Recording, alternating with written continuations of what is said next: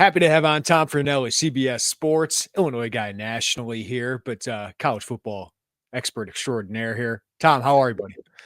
I am good. I have we were just talking about it before recording, but I've been dealing with the flu quite a bit these last few weeks, but I finally feel like I'm out of it. I don't know if I'm like at the level where I get to play minutes. I'm kind of still in that Trey White situation where Brad's going to keep me on the bench because he doesn't trust my conditioning, but we're doing better. We're doing better. Things are clearing up. Yeah, sharing the virus across this great state, but be happy to see that you're healthy and happy to have you on, Tom, because I wanted to talk some ball with you, some college football, Big Ten football, but mostly Illinois football, man. Mhm. Is Illini football back? Back is a relative term. Like I don't know what we would be back to. I mean, it's we haven't really had many years of sustained success. So I think we are back in that. Wow, after winning 9 or 8 games a couple of years ago and then falling back to 5 last season and then climbing up to 10 again, I think we're back to that, and I think we're back to much higher expectations for this program going forward based on what we've seen. But as optimistic as I am about this team and how happy I am with the direction the program is going under Bret Bielema, there's still the Illini fan in me that's like, oh God, next year is going to be a disaster, isn't it? Yeah. You know what I mean? So it's like when you look at all the returning experience that they have and you look at the schedule, like everything is kind of setting up for them to have another good season, which just terrifies me even more. It's that Illini fan syndrome, right? The 2007, you follow that up with 5-win seasons. But before we get to that, rank this 2024 season for you for a guy who's followed Illinois football for so long. Like, how would you kind of rank this season compare with some of those great seasons of the past? I think in my lifetime as a fan, and I didn't get into Illini football until I was in Champaign, and I would say it's the third favorite season I've had. I think 2001, which is when I first really immersed myself in Illini football. We ended up going to the Sugar Bowl, just being on campus at the time, going to all those home games, making the trip to New Orleans for the game, which I forgot what happened once the game started. I don't know. I think they lost. I don't know. But I think overall that's still my favorite season. Then 2007, getting to the Rose Bowl, beating number 1 Ohio State along the way. That's number 2. And then I would say that this year is probably number 3. Just, I mean, winning 10 games, just the style in which they did it, and then ending the year in that fashion in the bowl game against a South Carolina team whose fans were, crowing about how they should have been in the college football playoff, whereas Illinois had the same record, but we weren't really as vocal about our play, although Bret was on Twitter. But the fan base was kind of just like super happy to be 9-3, and then seeing them beat that team. And then just ending with the Shane Beamer stuff it was a really fun season. Well, and you get these like just all-time performances, right? I mean, Luke Altmaier, Pat Bryant, and just the close finishes. So many close wins. And we know, Tom, that some of those can be fortunate. You can have a little luck go your way. Illinois is probably due your luck after all these years. But what from this season do you feel is sustainable for Bret Bielema's program? Like, what did you watch and say, yeah, this program has turned the corner. It wasn't just a lucky fluke year. I think it's the talent level. Honestly, like there was so long and such a long stretch of Illinois football where you felt like you were watching a lot of MAC level players in key roles. And that's not the case anymore. Like when you look at Illinois on the football field against other Big Ten teams, and not like bottom tier Big Ten teams, like the top of the Big Ten, maybe they don't look like Ohio State, but they don't look that different. They look like a Big Ten football team, especially along the lines of scrimmage. Like Bret Bielema and his staff have done a terrific job of actually developing the offensive and the defensive lines, getting guys into the program, and more importantly, getting guys to stay in the program so they can continue that development. So we're getting to the point now where we're not reliant on that 275-pound freshman who has a ton of potential but isn't really ready for that kind of grind to have a key role in the spot. These are all older guys who have been through the weight program. They've been through all this stuff. So they have the bodies to hold up over the season and just to deal with the kind of competition they're seeing. So I think that, to me, is why I think that this is sustainable. Like we've got all this experience coming back all over the field next year, and that's great. But I think what's most important is that a lot of that experience is along the offensive line and on the defensive line. Bret Bielema certainly has brought some swagger to Illinois. I love when Mhm. he says like, "Hey, we have to get out of this." The mindset of Illinois fans, like that the bad will happen. But also the T-bar. If there's a statue, that's going to be Bret Bielema's statue someday. But you watch coaches across the country. What has made him successful at a place that's been hard to have success as a coach? I just think he knows what he's doing. I think it's a level of competence. Like if you look at the head coaches that we've hired in recent years, like when you take Tim Beckman from Toledo, you hire the coach from the MAC and he steps up to the Big Ten. Like that's always kind of a crapshoot. Like, will he be able to bring that kind of success that he had to build Toledo into a winning program in the MAC? Will that work in the Big Ten?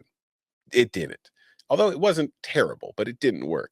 Then you hire Lovie Smith, who was a great NFL coach, one of my favorite Bears coaches of all time, but he didn't really have the experience of running a college program, especially the day-to-day part of it, and it showed. Like, yes, we had good players, but the day-to-day kind of consistency wasn't there, and it led to inconsistent results. Brett comes to Illinois. He played in Iowa. He coached at Wisconsin forever, so he understands the landscape. He understands how to run a program, and he was successful in doing so. So he had the blueprint. It didn't work at Arkansas, but it doesn't mean he couldn't come here and have it work. So he's familiar with it. He understands what you have to do every single day. He's got the connections in the coaching world to actually put together a good, not just a competent, but a good staff that can actually improve the team and implement things to improve it on the field. And he builds the relationships. He understands how important the relationships are with the high schools in the local area. And we're seeing it right now. Like the way that this 2026 class has started is blowing my mind, Jeremy, because I'm not used to I've always cared about football recruiting in that it's important for my job, in that I have to pay attention to it because it gives me an idea of who these next guys are. And I understand that if you're going to compete for national titles, you have to be getting these top kids out of high school. You have to have these highly rated recruiting classes. But I've never cared about it as far as Illinois is concerned from like all right, we're shooting, we're going after these big kids. We're going to have highly rated classes. I'm always sitting there like, all right, let's just not be at the bottom of the Big Ten. All right. And we're top 10 in the country. Now, I don't think when all the dust settles come December, I don't think Illinois will be in the top 10 still, but they might be.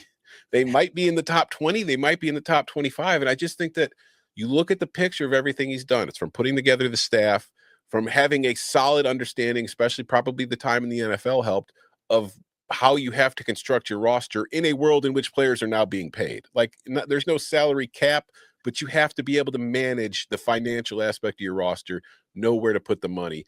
And then he's going to the high school level and he's spent time and effort into repairing relationships with a lot of Illinois high school football coaches. And it's starting to bear fruit. And we're just seeing it all come to fruition in that this program looks like a real Big Ten football program. And for most of our lives following this program, that just hasn't been the case. It feels like I've been saying this for a while. It feels like you could be the next Iowa or you could be the next Wisconsin, right? Like that feels like the track that they could be on, depending on what happens the next year or two, right? That's why it's really important that you capitalize on that recruiting momentum, on that on-field momentum, but also follow it up, right? Yeah, and I mean that's what I've asked for forever. I never looked at Illinois football and said that I need to compete for national titles. Although if we want to, I'll gladly come along and join the ride. But my goal has always been with this program. It's like, man, we should not be what we are. Iowa. There's no reason Iowa can be Iowa and we can't be Iowa. We can't be Wisconsin. That was kind of what I was hoping for, and that's exactly what we're starting to get now. Hopefully, you have to keep that momentum, and then you have to build on top of that. That's where I said maybe at some point the playoff becomes an annual expectation. Like we can compete for a playoff bid. And once you start getting into the playoff, then you start entering the national title picture. These are really lofty goals that are going to be very difficult to achieve. It's just the best thing I could say about Brett's done to this point is those were things I never considered until the last couple of years, where it's like, I still don't think it's likely, but those things are in the picture. They are not as far out of reach as they once seemed. We talk about the roster retention. I mean, the staff retention this offseason, and Barry Lonnie Jr. and Aaron Henry this year. Tom, like I see on Twitter, half the fan bases fire their coordinators every year. Yes. But what does Illinois have in Barry Lonnie and Aaron Henry as their coordinators? Speaking of fan bases, it's just like anytime a play goes wrong, the offensive coordinator has no idea what he's doing and he should be fired, as if all of us sitting there on Twitter have any idea how to call plays and what the situations go into. But I think the one thing he's brought is there is an offensive identity and there's a consistency in what they're doing. And I think offensively, that's key. We saw, part of the problem that we dealt with in previous coaching staffs was the lack of continuity at the offensive coordinator position, kind of changing identities, kind of changing styles. Barry Lundy's been here for a few years now, so everybody in the program that's been around knows exactly what they're getting. He knows the strengths of his players. He knows where he's trying to go. And I think that on game days, that pays big dividends. That kind of continuity is paying off. And we're seeing the results on the field. Illinois' offense, like, it is not something that's scoring 45 points per game. They are not at Ohio State or Oregon levels. But just compared to the rest of the Big Ten and compared to a lot of other P4 teams and P2 teams this year, they were one of the better offenses, not just in points per game, but in a lot of other metrics. You look at this offense, they were well above average in a lot of key statistical categories. And I think that's huge. I think Luke Altmaier plays a big role in that. I think his growth, his understanding of the offense, I think Pat Bryant played a huge role in that and being just really good at playing football. I think the offensive line has mattered a lot. As far as the defensive side of the ball, I think you saw a lot of better decisions made. Like, again, when it comes to calling a defense, I'm an idiot. I don't know. I watch and I see what's happening and I try to figure it out afterwards. I can't sit there and look at a situation and be like, all right, this is what I'm calling right now, and this is what I'm going to do, and blah, blah, blah. But you just saw last year in Aaron Henry's first year as a defensive coordinator, there were spots where you were kind of like, this doesn't make a lot of sense to me. This seems too risky, and we were paying the price of it. This year he came in, and I think just it's part of the deal of when you've never been a coordinator before and you've never been responsible for doing that on game day, like, that takes time to figure out. It takes time to learn your players. It takes time to learn situations. It takes time to learn your opponents. And I think in year two, you saw a much better grasp of Aaron Henry being able to handle the on the spot decision making during games. And I think just overall, probably in his second year too, like during the week, having a better idea of what he needs to be doing and how to command everything and being the taskmaster, making sure everybody's doing what they're supposed to do, but also making sure I'm getting done what I need to get done. So I just think that with time and experience, you're bound to see natural improvement. And I think at the end of the day, any defensive coordinator will tell you talent is going to trump most things. Like, if I have the Ohio State defense, I could just call cover 3 on every single play and just kind of sit back and watch them do their thing. So I think that that's always important. So being able to retain those players and watching them develop is huge. But I just think as a coach, Aaron Henry is continuing to improve just as his players were. And I think that the results were there. And I still think there's room for improvement because there are still some soft spots on that defense where I feel like the pass rush wasn't great. So it'll be interesting to see how they're able to improve upon that next year and if they find new ways to maybe generate a pass rush that they struggled to do this year. Speaking of cover 3, the cover 3 pod, best in college football. Go check that out. Tom Fornelli, a big part of that. So as we look forward to 2025, really high expectations, a lot of buzz nationally. And if you're not buzzing nationally about it, Bret Bielema will call you out on it. It's cool to see if you're an Illinois fan. But how do you think they stack up with 16 starters returning, your quarterback returning, your star edge rusher, your star DB returning? What do you think of Illinois in the Big Ten next year? I think they're going to be one of the better teams in the league. I think that they will be at the top. They might not. I don't think it'll look all that dissimilar to what we saw this year. Like, maybe Indiana takes a step back and Michigan reasserts itself in that top 4 next to Penn State, Oregon, and Ohio State. But there's no reason I don't think we can look at Illinois and say they shouldn't be the 5th best team. Like, that's maybe not the goal, but still in that area where maybe they're not competing for the league title, but they are the best team in that second tier. But at the same time, with the experience they have coming back and with the schedule, like, Indiana, great story this year. Kurt Signetti did a fantastic job. They hit on so many guys in the transfer portal, and that's hard to do. But it's also hard to maintain year in and year out when you're kind of having to rebuild your entire roster. Just ask Florida State fans. Sometimes you whiff and it goes really badly. And I don't think that's going to happen at Indiana. But a big reason why they were so successful this year was not just the coaching change and the culture change and the player change. It was a beneficial schedule that did them a whole hell of a lot of favors. And at the end of the year, the 2 teams they lost to were, 2 of the best teams in the country. But Illinois, it doesn't have the same exact kind of easy schedule because I think Duke on the road in non-con is more difficult than anything Indiana faced in their non-con last year. But once you get into conference play, you've got Indiana on the road, but Okay, I'm not going to look at that as a game that Illinois can't win. You get Purdue on the road. Purdue's still going to be a pain in the butt, just like they always are to us. But I still think that's a game you can win. At Washington will be tough. At Wisconsin will be tough. Look at the home slate. USC, who knows? They might still stink. Like, I don't really have a lot of faith in anything the Trojans have done. I think they're starting to do things well off the field as far as putting that staff together and what they're doing in recruiting and on their defensive side of the ball. But I still need to see. I don't see the results on the field yet. So I think USC at home is a winnable game. Ohio State's Ohio State. Maybe we pull off a shocking upset. Maybe we don't. Probably not. But then you get Rutgers, you get Maryland, you get Northwestern. Like, this schedule sets up to where you look at it and you're sitting there thinking 9-3 at a minimum. I don't disagree with you, which is interesting to say going into an Illinois football season.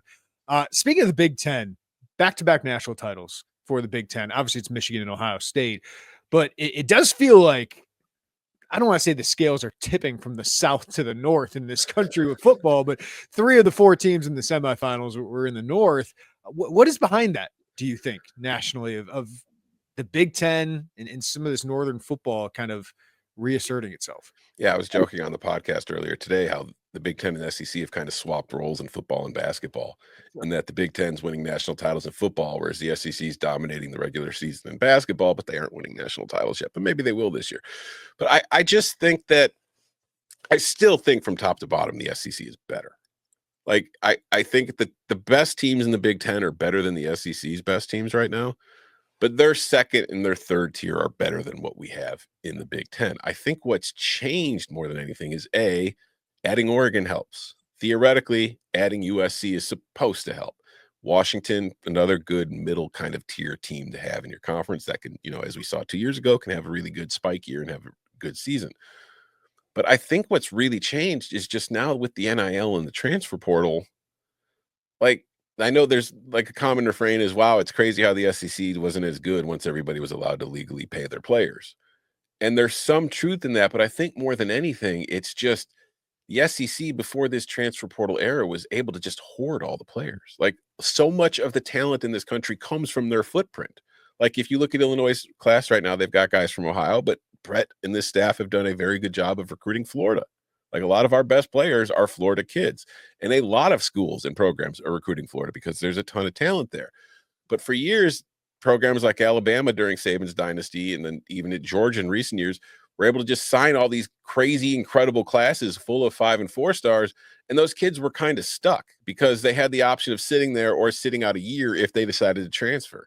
Now, with the freedom of movement, that 5-star might start at Georgia, but if he's not getting what he wants right away, well, I can move to one of these Big Ten programs who, by the way, have plenty of money to offer me because the Big Ten still rakes in the dough. So I think it's just a combination of NIL and the portal that have really evened the playing field, particularly in the SEC and the Big Ten. I don't think the Big 12 and the ACC are playing in the same sandbox, to be honest with you.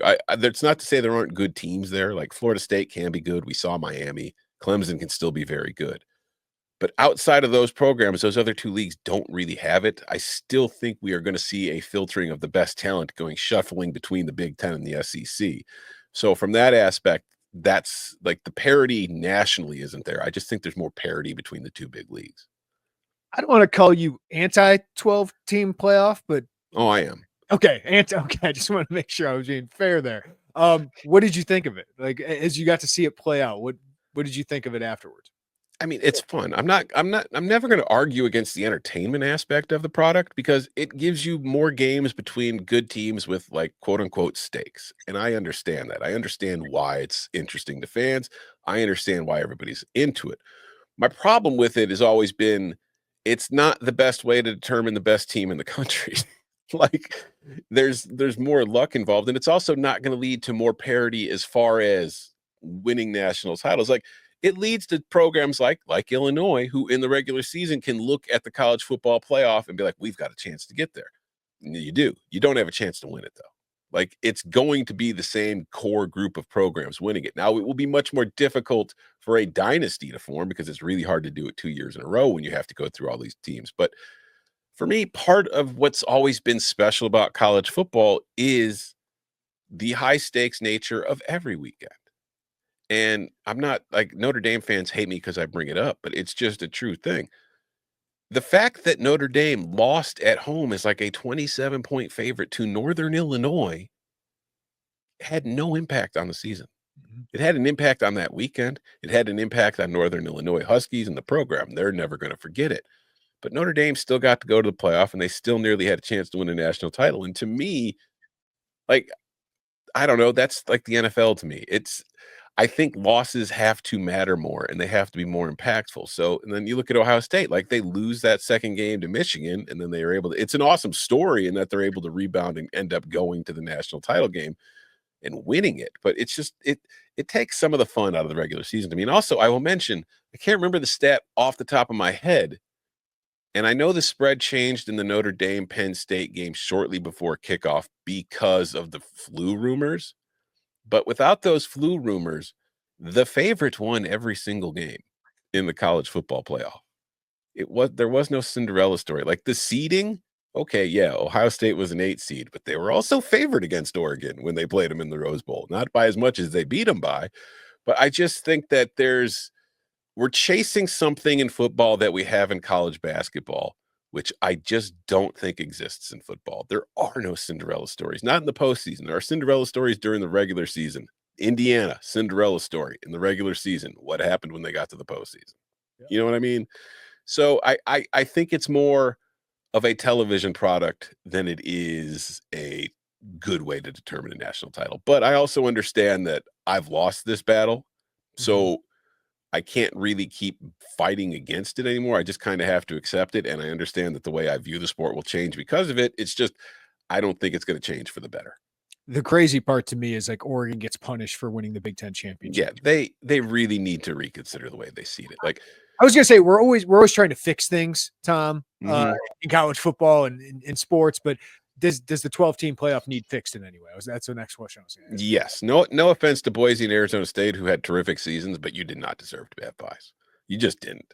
And I think that if they're going to keep this 12-team format, reserving buys for conference champions, they have to throw that out. It just has to be to the 4 best teams, because then you can avoid the situation where, because you can argue the 2 best teams in the country all year were Ohio State and Oregon.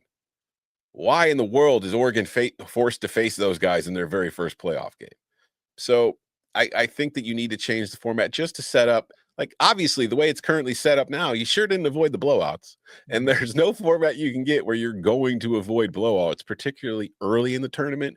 But if you change the way they seed it, you can at least lower the chance that you will see blowouts later in the tournament where you get to the final, the quarterfinals and the semis and the title game. So you'll never eliminate them, but you can at least take steps to mitigate it.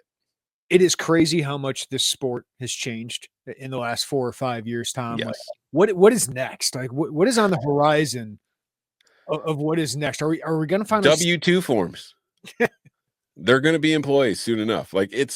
I just think that if you look at the direction a lot of conferences and the commissioners and the people in charge want to take this sport, I don't think they can get there without the players becoming employees. So I don't know how long it's going to be, but I do think that at some point, it's without a doubt that is the future we are looking at. And it will be interesting to see how the relationship between fans and the sport changes because of it. Yeah, for sure. Do you wanna get a Illinois basketball takeout before we let you go?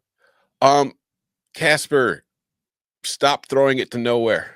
We don't need the crazy awesome pass all the time. Just make the good clean pass. Like, I love it when you connect on them, bro, but we don't need to try it 15 times a game. When it's there, it's there. You know what I've noticed with him?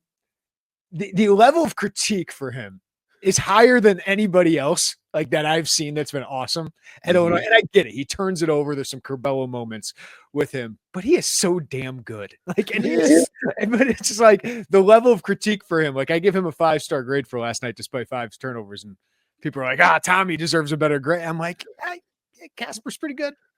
But I mean, it comes down to, like, as a team, they have a turnover rate of, I'm looking at it right now, of 16.2%, which isn't terrible. It's not good, but it's not terrible.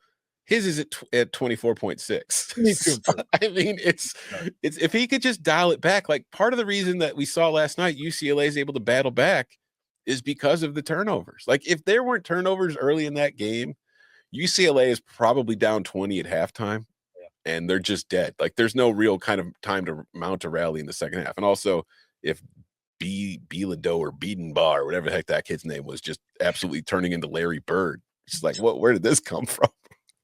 Do you have more confidence now after the last 2 games, though?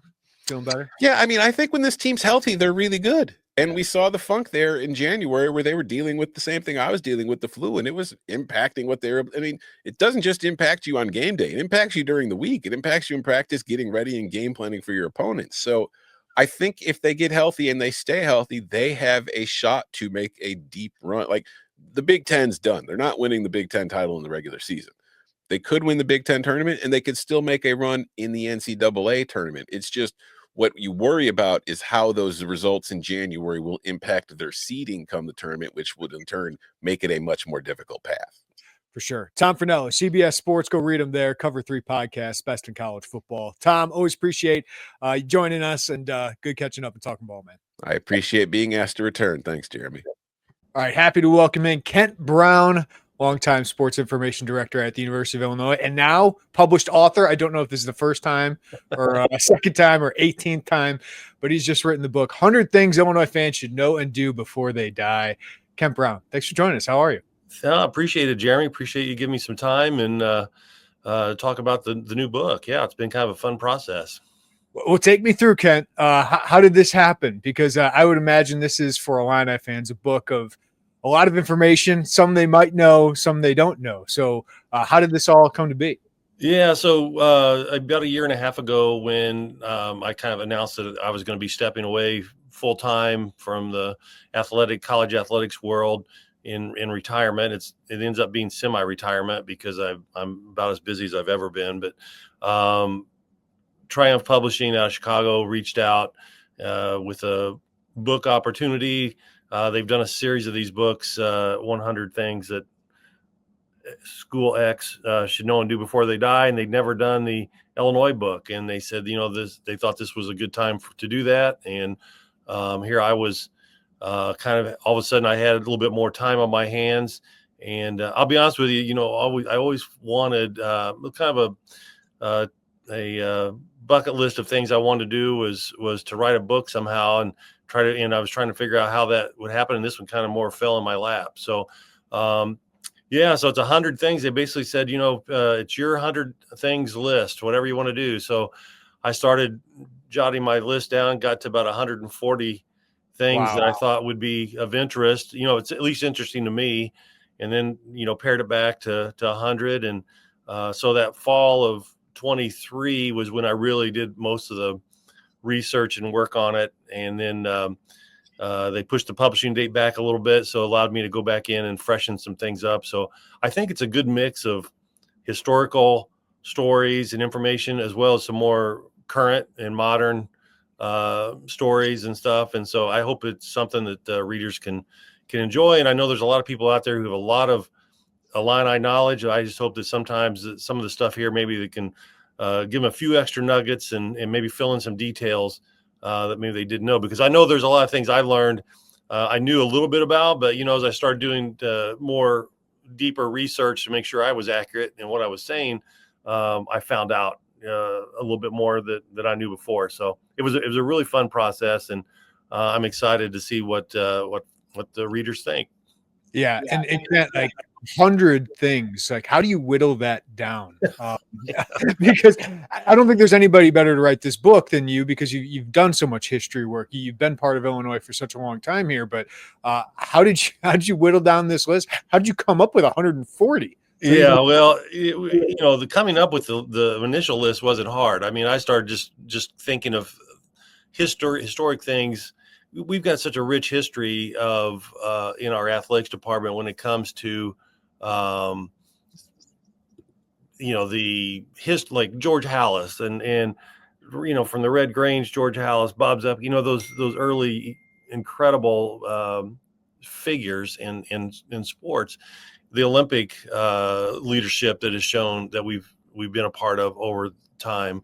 And so those were all fun things that I knew about, and yet it allowed me to go back and maybe go into a little bit deeper research for that. And we have an incredible archival resource here in the athletics department at Illinois. And so it was fun to go back. I started, you start going down the rabbit hole in some of those things, and you start reading deeper into things. And there's a lot of details that are incredible. They, just amazing. In today's world, they still hold up as great stories, 75, 80, 90 years later than when they were then. So, but, to come up with that list, it was tough because there's some things that really that were good stories that I had to cut. But it was also one of those things that, I was told by the publishers, it needs to primarily be heavy on football and men's basketball, but, try to include whatever else you think. And so I wanted to make sure we included, our track history and our baseball history and our women's basketball resurgence and some things that weren't just about those two sports. But people could also read about my favorite pizza places in Champaign-Urbana and maybe where to go get a cold drink, cold adult beverage when you're in town for a game, and maybe even road trips. I listed some of my favorite places to go when the Illini were on the road. That was one of my favorite parts, was when out on the road during games, is maybe the night before, finding a local eatery that wasn't a chain, that was kind of a fun place to go to. And so I shared some of that as well. So and then I ended the book, and my last chapter is about fantastic finishes. So I ranked the greatest court rushes and field rushes over about the last 50 years, which is basically how long I've been probably watching Final Illini sports. And so try to come up with the best finishes that caused the fans to rush the court or something. So it was kind of fun. There's a lot of fun parts to that made it what I think is pretty interesting. Yeah, you can find the book on Amazon. I think a lot of local outlets will have this as well. Ken, I'll let you do that pitch here in a second. But I don't want to give away everything, but was there a story, you mentioned it, like even I went into it and found the details. Was there any stories or that really, piqued your interest as you were doing your research into this? You're like, oh, I didn't know this. Well, I knew that several of our former athletes have gone on to in the entertainment world, maybe acting in maybe bit parts in movies. And, Dick Butkus was an actor in several different shows, in his post-playing career. But I also knew that we had some that went into the comedian, as stand-up comedians and on stages and stuff. And so I started looking into some of our athletes who've gone on to work in the entertainment field after their playing days. And it was fun to find, Ray Nitschke's name popping up in bit roles along the way, or just a number of different former players that showed up in movies or in TV shows. And there are several who are still active today. And so that was kind of a fun information. I'm also kind of a guy who I like to poke around cemeteries if there's famous people, buried there. And so across the street from the Smith Center, right here in the middle of campus, Roselawn Cemetery has some real Illini royalty buried there. And so I kind of mentioned, kind of come up with a list of here in Champaign-Urbana, where some of the all-time greats, athletes, coaches, administrators, their final resting spot. And so that was kind of an interesting thing. And I will say one chapter that I took advantage of at the end. One of my all-time favorite stories is about a guy named Frosty Peters. And Frosty was an athlete in the late 20s who transferred to the University of Illinois from Montana State after his freshman year, where he set the world's record with 17 drop kick field goals in one game. And he came to Illinois, kind of followed Red Grange era, and they expected him he was a really good track athlete as well, so he could really run. And they thought he might fill in for the next Red Grange. And so he was a track champion as well as a very good football player. He wasn't quite certainly the level of Red Grange, but he helped Illinois to a couple of Big Ten championships and also a national championship, and then went on to umpiring and a long career. And he finished his life in Decatur as a golf pro over there. And so he was kind of just an interesting story that I always kind of connected to because of I just found his background. I have a brother that lives in Montana, and actually graduated, have a master's degree from Montana State. So I've always been kind of connected to the school just for interest. And here was a guy who for both schools, and it gave me a good story. So I love the Frosty Peter story. Yeah, Ken, that's fantastic stuff. And drop kick field goals just gets you thinking about the history of these sports. You've seen it, the ups and downs of an athletic program over these years. I want to ask you about some of that, but the story of Illinois has its ups and downs through the athletics. Like, does this kind of get into that? Because there's so many great moments, and then there's some dark moments of the program. But it's kind of the story of a lot of athletic programs. But for Illinois, it's some rises, some falls, and some rises again. I think we're seeing that now with the athletics program. Yeah, I didn't dig too much into the falls. We've been on a roller coaster ride in our football program specifically since the 20s, towards the end of the Zupke era. We've had some incredible seasons, the Rose Bowl seasons that with Ray Elliott and Pete Elliott in the early 60s with Butkus, the Mike White era, the era of the 80s with the quarterbacks. And those are all chapters in the book. And so we talk about all those things. And then hopefully, we see a rise here again. And to find that consistent winning pattern is what we've been in search of. Yeah. And, I think we have a coach who can do that. And hopefully he wants to be here for a long time and keep building on it. And we have a leader in the department who's committed to that as well. And so that's one of those things that over time, as you all know, if you study history at all, it's really been a roller coaster of incredibly high successful seasons followed by a deep crash with another climb. It seems like a long climb back up to the top. So, our basketball programs had more consistent success over time. And so it's always fun to talk and read about some of the great players and teams that have come through here. And I tried to break down the 2005 versus 89 fictional matchup, who I thought might win that game. And cause that seems to be an argument that happens all the time. And but some of the individuals, and I brought this up a minute ago, who went on to Olympic fame, became really worldwide leaders in the sports world, team owners. We have a commissioner, former Illini, who's a commissioner of the ACC. Over time, we've had the Illinois alumni and have had a role in some major sporting decisions and sporting organizations, from Hallis all the way to today. We've got an athletic director who's the chairperson for the NCAA board of directors in the most tumultuous time in the history of college athletics. And so he's trying to help guide not just Illinois, but college athletics through a really tough period where there's a lot of decisions being made. So we've had some really great leaders. And so I touch on that in there as well, that we've had a voice at the table many times over the years. So Kent has always been the sports information director here, and he's kind of the conduit to us in the media and to the public, right? Like the public relations side of this. So you've really had a front row seat to a lot of great moments and in a lot of big moments for this program. So I just wanted to ask you about a few of them, Kent. Sure. Obviously, Bill Self had great success here. Lon Kruger had great success here. But the 04-05 team is one that will always go down. So just as someone that had an up-close view of all of that and all of it happening, just is there a story, is there a moment that stands out for you about that ride? Yeah, that team had such big personalities. And there was a time where we did media stuff almost every day, except for like at some point during the middle of the season, Coach Weber said we need a break. And so we took like a week off, and we just said everybody's off limits for a week. And I think even the media were relieved to take a breath during that time period, because it was such a intense period.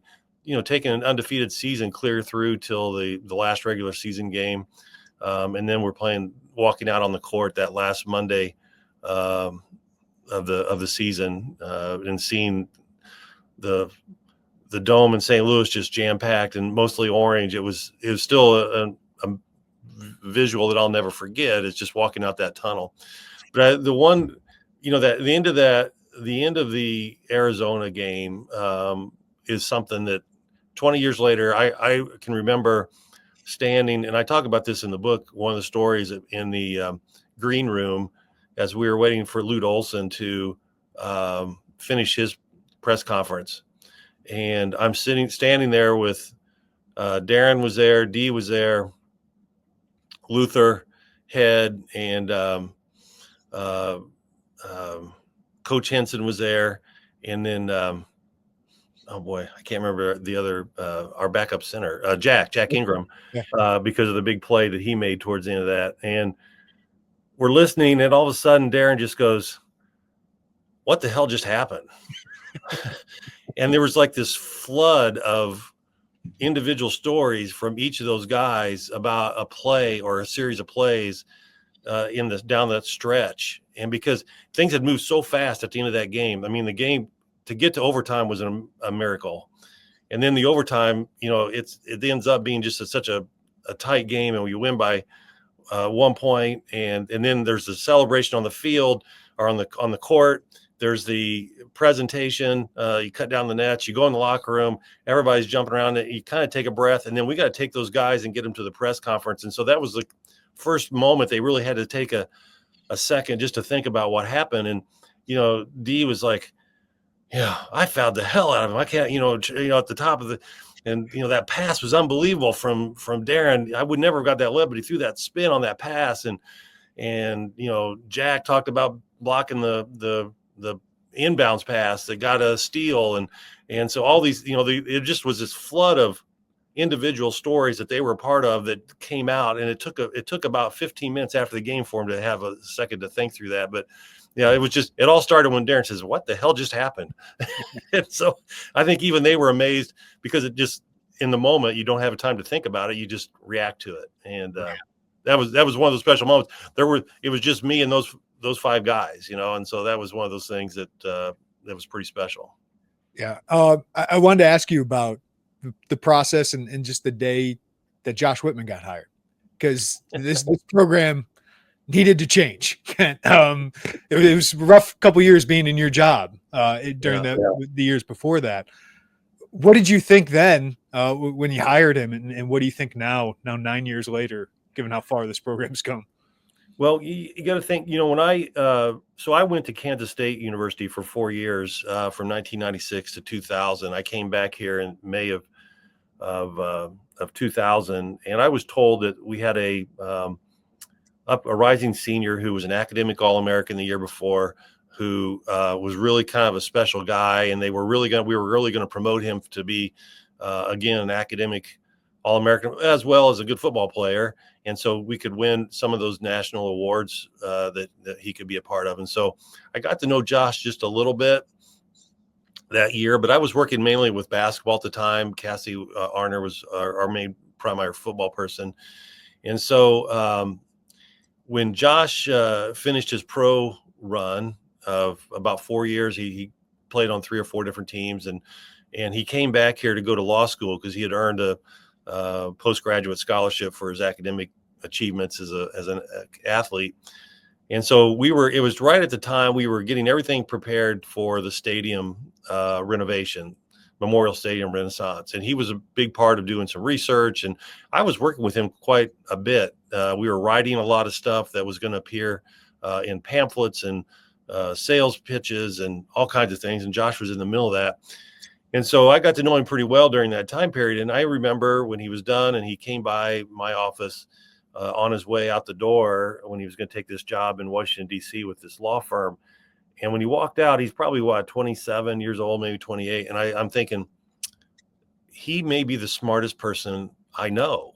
I mean, he's just so emotionally intelligent and had so many things, so mature for his age and everything he had done. And I just remember thinking he may be the smartest person I know. And he's only like 26, 27 years old. And so fast forward several years, and he comes back through here on his way, and he says, "Yeah, I'm on my way to Wisconsin lacrosse. I'm going to be the AD of lacrosse." I'm like, "You realize that's a Division III school, right, Josh?" He goes, "Because I know his position that he had in DC was really with a very prominent law firm, and he could do very well financially with that.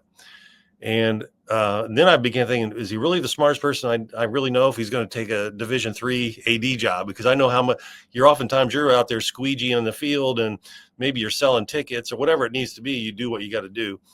But he stayed in touch, and he would come through here.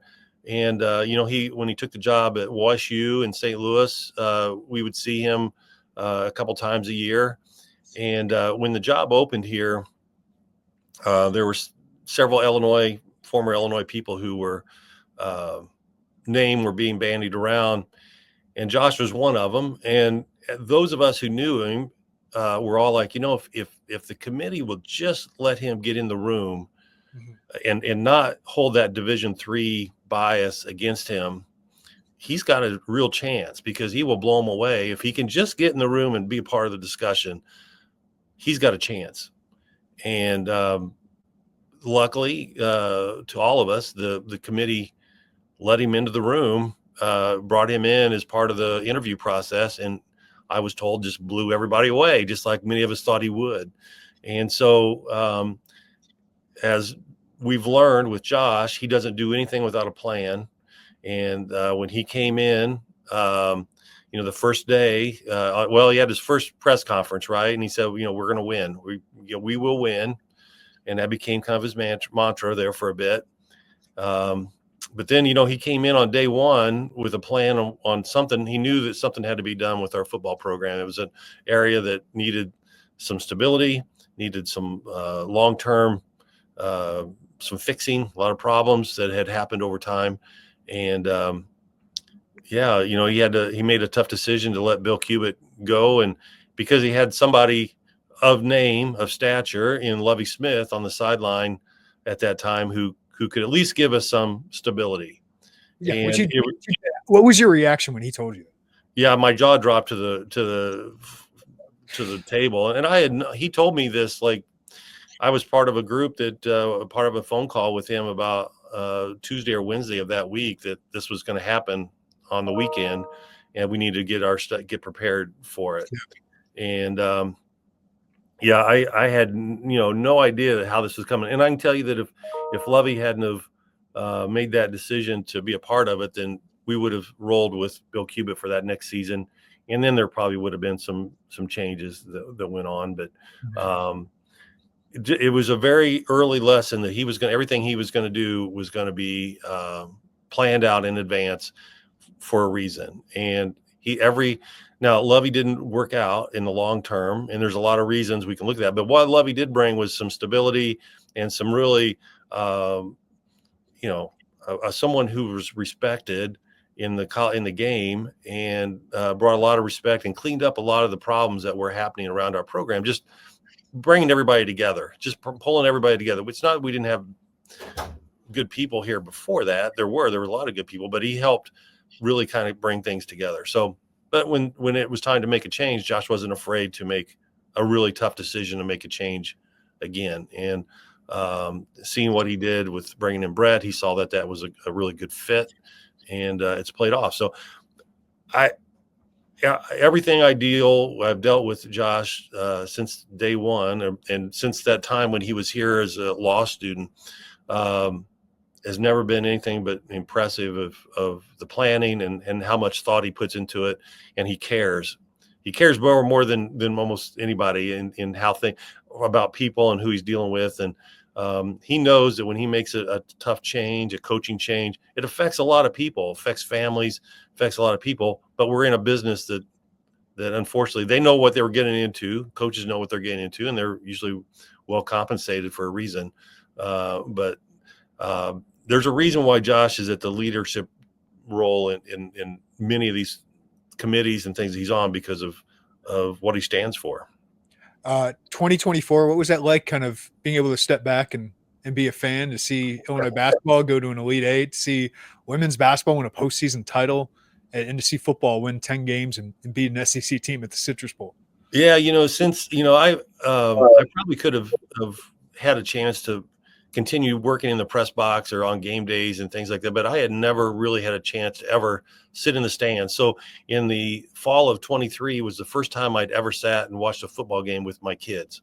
an Illini football game. I mean, and so it was really a fun experience with all my children. And I'd never done that before, and I'd never really got a chance to tailgate and be out and part of that. So I've tried to take advantage of that. Now, at some point, that may not be as fun as it once was, and maybe I'll want to start getting more involved on a game day situation. But I always told Josh, I said, if there's something special you want me to do, I'll come in, and if I need to host somebody or whatever, I'll give a tour or whatever I can do, I'll help out. But I kind of enjoyed being a fan. And as you know, in our press box operations, on a football game day, I was usually there 3 or 4 hours before the game and 2 or 3 hours after the game. And so I didn't miss all the length on both of it. Now, being a part of it, being involved and in the planning and being, in the locker room after those games to see all the joy on the players and being in the mix for those events. Yeah, I miss the big game. It would have been fun to be in the Elite Eight, right, with that team. It was a great run. As a fan watching it from a distance, it was a blast. I also don't miss the late night road trips, getting home at 2 or 3 o'clock in the morning and being back in the office at 9 o'clock or whatever. Those are short nights, but that's what we signed up for. We all know what we do in our world, and so that's what we sign up for. I just don't miss that part of it. I can kind of just roll into bed when the game's over and not worry about the 2-hour trip home plus an hour after the game and all that sort of thing. So, but yeah, I did a lot. I had an incredible opportunity at with a lot of different teams, a lot of different coaches. The coaches I worked with were almost to a person, just incredibly good people from the basketball standpoint, whether it was now Lon Kruger and I didn't get a chance to work with each other very long, but Coach Henson became a lifelong friend. Bill Self, again, I think would pick up my call whenever if I needed something. He and I had a great relationship during his short time here. Bruce Weber is one of the most people I most respect in the entire history of anybody I've ever met. Ron Zook is a guy's guy and a great guy to hang out with. Lovie Smith and I had some incredible conversations, not about football, but about life and about things. He and I grew up in two totally different situations. I grew up in a small rural community on a farm in central Illinois, and he grew up in a small community in eastern Texas, but went to a segregated school. There was no diversity in Hammond, Illinois, I'll tell you that. And so he and I would talk about those things, and those were conversations that were life-changing conversations, and talking about our experiences and how we got to where we were. And so I learned so much about life from that guy. And then Bret Bielema comes in, and he's as close to Bill Self as I've met in terms of a personality and chameleon to be able to fit in wherever he talks to, or whatever group he's talking with. So it's been a wonderful run, and I've got a lot of great experience and great stories, and maybe a book someday about all my anecdotes. But there's still too many people working in the world that I can't tell some of the best stories. So that's right. And part of our job, and Jeremy, this as well as I do. Sometimes I'm involved in or would have been involved in situations that maybe we don't want public, and really you can't talk, whether it's a health situation or personnel situation, or sometimes it's legal situations. And so oftentimes I needed to know, but I didn't need to tell anybody. And a lot of the best stories sometimes are the ones you really can't tell, because you don't want to embarrass somebody and you don't want to put somebody in a bad spot. But that's our job sometimes, is to be in that conversation of what's going on and how these are going to be handled publicly, and what kind of statements are we going to make, and what can we say, and which makes it very interesting. So that's part of my role now as a adjunct lecturer. I have a sports PR class. It's a 300 level class here on the U of I campus, and we talk about that all the time. Is it's not all of the games, it's all these other things that may be more important. What we do is being part of those conversations and trying to shape messaging and things like that when things aren't great, and we can be of helpful. And yet we're still always trying to work with media like yourself and give you everything you need, and give you a working environment, and giving you the information so you can do your job in with accuracy and in a professional manner. Right. And so I think we tried to do that. I think we did that for the most part over time. And so I had some great relationships with media too. And I still consider lifelong friends as well. And I would go have a beer with almost everybody that covered us and just to hang out versus in the working situations, which those stories probably can't be published either. Some of those. Sure. I know some of those. Kent Brown, yeah, you were always great for us. You always helped us do our jobs better, which is the important part of that job. That's not always the case. But all right, where can people find 100 things Illinois fans should know and do before they die? Well, if you can go to Amazon, you can order it off Amazon. They'll deliver it right to your door. The local bookstores in Champaign-Urbana will have it. I haven't gone out and searched for it yet. I guess I should have done that to find out if it's actually out there. I was told it's out there. Maybe I'll do that here in the next couple of days. Just kind of do a roll in and see what's going on. But there'll be some book signings coming up. I'll watch for the social media for those. I think right now we're looking at one next Tuesday, the 11th. At Game Day Spirit before the UCLA game, and then there'll be some others at around Champaign-Urbana that coming up in the coming weeks. If people want to come say hi, bring their book. I don't know why anybody want my autograph in it, but if they want a signed copy, I'd be more than happy to do that. And I'm just interested in feedback from people who read it, if they learned something or not, or if they thought it was horrible. So, either way, I'd just like to know, what people think about it. You guys are sending me a book, which I am grateful for. I will send you a 100-point critique here, Ken. Perfect. Ken Brown, thank you. Good luck with the book, man. Thanks, Jeremy. Appreciate you, man.